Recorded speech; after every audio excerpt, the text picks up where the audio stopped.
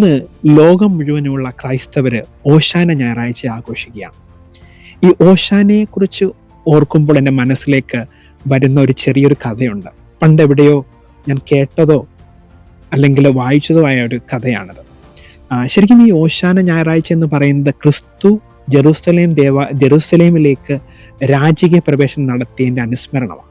ക്രിസ്തുവിനെ ശിഷ്യന്മാരും അതുപോലെ തന്നെ അവിടെയുള്ള ജനങ്ങളും രാജാവിനെ പോലെ വരവേറ്റ ഒരു സന്ദർഭത്തെയാണ് ഓശാന ഞായറാഴ്ചയുടെ അനുസ്മരണം. ശരിക്കും ഈ കഥ ഇങ്ങനെയാണ്. ക്രിസ്തു ഒരു കഴുതയുടെ പുറത്താണ് ഈ രാജകീയ പ്രവേശനം നടത്തുന്നത്. അപ്പോൾ ഈ ജനങ്ങളും ശിഷ്യന്മാരും കൂടി ക്രിസ്തുവിനെ വലിയ രീതിയിലാണ് വലിയ ആദരവ് കൊടുത്താണ് ക്രിസ്തുവിനെ വരവേൽക്കുന്നത്. അപ്പം അവരവരുടെ വസ്ത്രങ്ങൾ ഊരി വഴിനീളെ ഇങ്ങനെ ഇടുന്നു. അതുപോലെ തന്നെ ഈ പനയോലകളൊക്കെ ഇങ്ങനെ വെട്ടി വലിയ ആർപ്പുവിളിയോട് കൂടെയാണ് ക്രിസ്തു രാജാവാണെന്ന് പറഞ്ഞ് ആർപ്പ് വിളിച്ചിട്ടാണ്. അപ്പം ഇത് കേൾക്കുമ്പോൾ ഈ കഴുതയ്ക്ക് അതിശയം തോന്നിയാണ്. ഇതുവരെ കഴുതയ്ക്ക് കിട്ടാത്തൊരു സ്വീകരണം ഈ കഴുതയ്ക്ക് അന്ന് കിട്ടുന്നതായിട്ട് തോന്നുന്നു.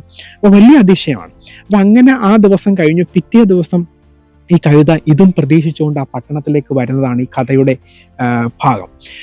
വരുമ്പോൾ ശരിക്കും നേരെ തിരിച്ചാണ് സംഭവിക്കുന്നത്. സ്വീകരണത്തിന് പകരം തിരസ്കരണം. ആളുകൾ കല്ലെറിയുന്നു, ഓടിക്കുന്നു, വടിയെടുത്ത് അടി കൊടുക്കുന്നു. അപ്പം ശരിക്കും ക്രിസ്തുവില്ലാത്ത ക്രിസ്തീയ ജീവിതങ്ങളാണ്. അവിടെ തിരസ്കരണം ഉണ്ടാവും, ആളുകൾ പരിഹസിക്കും, കാർക്കിച്ചു തുപ്പും.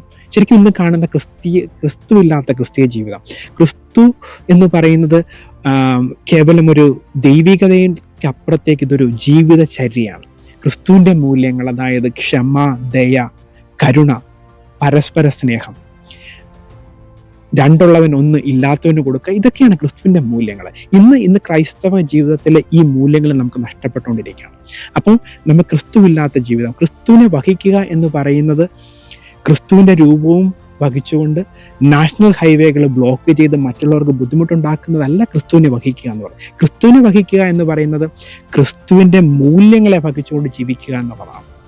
അതുപോലെ തന്നെ എന്തുകൊണ്ട് ഇന്ന് ക്രിസ്തീയ ജീവിതങ്ങൾ, ഇന്ന് ക്രിസ്തുവില്ലാത്ത ജീവിതങ്ങൾ ഇന്ന് അപമാനിക്കപ്പെടുന്നു, സമൂഹത്തിൽ ഇന്ന് കുറ്റപ്പെടുത്തപ്പെടുന്നു? കാരണം നമ്മൾ ക്രിസ്തുവിന് മൂല്യങ്ങളെ വഹിക്കുന്നതിന് പകരം നമ്മൾ കുർബാന പടിഞ്ഞാറോട്ട് തിരിഞ്ഞ് ചൊല്ലണോ അതോ കിഴക്കോട്ട് തിരിഞ്ഞു ചൊല്ലണോ എന്നുള്ള തർക്കങ്ങളും ക്രിസ്തുവില്ലാത്ത ജീവിതങ്ങളായിട്ട് മാറുന്നു. അപ്പം പ്രത്യേകിച്ച് ഇന്ന് ഈ ഒരു ഓശാന ഞായറാഴ്ച നമ്മൾ ആഘോഷിക്കുമ്പോൾ ശരിക്കും നമ്മൾ ആത്മപരിശോധന ചെയ്യേണ്ടതായിട്ടുണ്ട്.